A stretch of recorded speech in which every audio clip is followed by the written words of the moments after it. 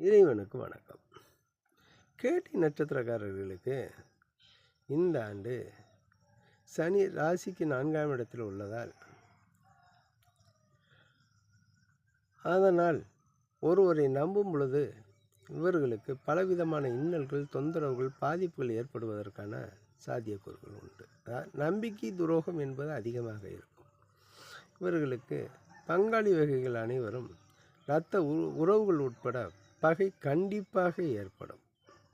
அதனால் சண்டையிட்டு கொள்ளாமல் பொறுமையாக இருந்து இவர்கள் அனைத்து காரியங்களிலும் வெற்றி பெறுவது சிறப்பானதாகும்.